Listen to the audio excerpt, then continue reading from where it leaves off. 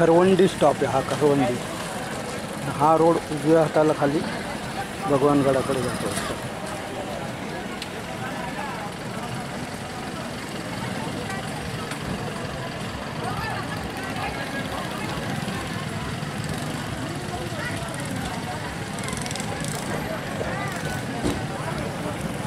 म्हणजे आता बांगर ना? हा बांगर. हां, इथलेच आसपासचे राहणारे का? मी इथले कीर्तनवाडी. अच्छा, हां.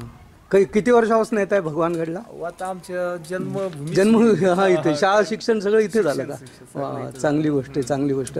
बरं झालं तुम्ही मला तिकडनं इतका लांब आणलं, नाही तर जरा अजून कठीण गेलं असतं. रात्री 1 वाजता आलोय मी, तर अजून पोचायचं. आता तिथे त्यांना विचारू ना कुठे काय ते. धन्यवाद. चला.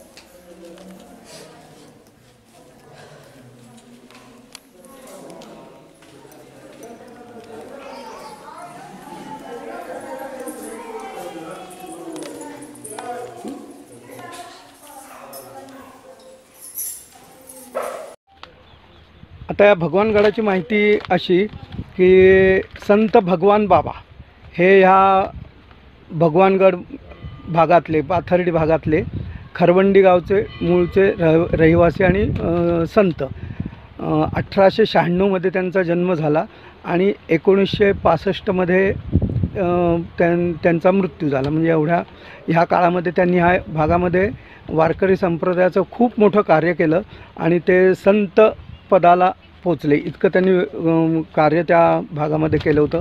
भजन कीर्तनाच्या माध्यमातून त्यांनी इथल्या जनतेला, इथल्या ग्रामीण भागातल्या लोकांना देवाच्या भजनी लावलं. खूप मोठं कार्य चांगलं केलं. ज्ञानाचा प्रसार केला. भक्तिमार्ग, कर्ममार्ग, ज्ञानमार्ग असा त्रिवेणी संगम त्यांनी इथे राहून साधला. आणि त्यांच्या घराण्यातच विठ्ठल भक्ती पूर्वीपासून होती. त्यांच्या अगोदर त्यांच्या घराण्यात पंढरीची वारी होती. आळंदीच्या वारकरी शिक्षण संस्थेमध्ये त्यांनी शिक्षण घेतलं भगवान बाबांनी आणि त्यानंतर ते इथे आले. इथे त्यांनी संन्यास घेतला. इथे धौम्य गड म्हणून हा होता. ह्याला पूर्वी धौम्य गड म्हणत असत. तर तिथे त्यांनी भगवान बाबांनी इथे त्याचा जीर्णोद्धार केला आणि भगवानगडाची निर्मिती साधारण त्यांनी 1958च्या सुमाराला केली. दरवर्षी आळंदीला आणि पंढरपूरला इथून पालखी न्यायची परंपरा त्यांनी चालू केली. ती अव्याहत आजतागायत चालू आहे. आणि भगवान बाबांच्या मृत्यूनंतर 40 वर्ष इथे भीमसिंग महाराज हे इथे 40 वर्ष इथे उत्तराधिकारी म्हणून होते. आणि भीमसिंग महाराजांच्या नंतर नामदेव शास्त्री सानप हे आता इथे उत्तराधिकारी आहे. न्यायाचार्य स्वतः असून त्यांनी PhD केलेली आहे. अत्यंत उत्कृष्ट असं इथे त्यांनी व्यवस्था केली आणि ह्याची परंपरा भगवान बाबांची, भीमसिंग महाराजांची परंपरा नामदेव शास्त्रीजींनी अत्यंत यथार्थपणे त्यांनी इथे चालू ठेवलेली आहे. त्याबद्दल त्यांचे द्यावे तितके धन्यवाद आहेत. दुसरं असं की इथे बऱ्याच यूट्यूबवर किंवा माहितींमध्ये इथे राहण्याची, खाण्याची सोय वगैरे होते, पण त्याच्यामध्ये तुम्ही व्यवस्थित माहिती घ्या. मी त्याच हिशोबाने इथे आलो होतो. मी आता ॲक्च्युली पाथर्डीमध्ये राहणार होतो, पण मला उशीर झाला भरपूर.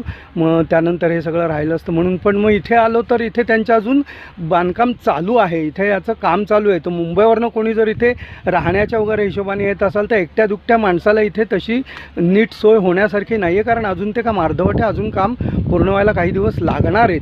तर इथे व्यवस्थित माहिती घ्या. वेबसाईटवर जे नंबर आहेत ते सगळे नंबर चालू नाही आहेत.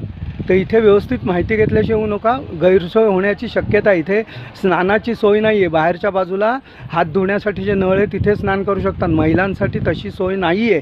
उत्कृष्ट गड आहे, प्रश्न तो नाही. अत्यंत सुंदर आहे, पण लांबून येणाऱ्यांची गैरसोय होण्याची शक्यता आहे. गैरसमजाने इथे येऊ नका. प्रत्येकाने व्यवस्थित माहिती घ्या, त्यांच्याशी संपर्क साधा आणि मगच इथे या. कारण मी अजून माझी इथेच अशी काही सोय झाली नाही. आता मी परत मागे उलटा पाथर्डीला जाऊन पाथर्डीला राहणार आहे. तर इथे तशी राहण्याच्या रूम्स वगैरे नाहीत. आपण त्या गैरसमजाने येतो इथे की आपल्याला रूम मिळेल राहायला वगैरे वगैरे आहे. तिथे त्यांचे हॉल वगैरे आहेत. तुम्ही एखादी ट्रिप घेऊन आलात, 5-25 माणसं आली तर इथे तुमची सोय करतील. नाही असं नाही. इथे नाईटला तशी सुरक्षा म्हणण्यापेक्षा इथे माणसं नसतात. कारण हा एका डोंगरावरचा गड आहे. तर इथे तसे फार लोक वगैरे नाही आहेत. तर आपण आपली सुरक्षा आपण करायला हवी. ह्या हिशोबाने तुम्ही पूर्ण माहिती घेऊन इथे येत जा.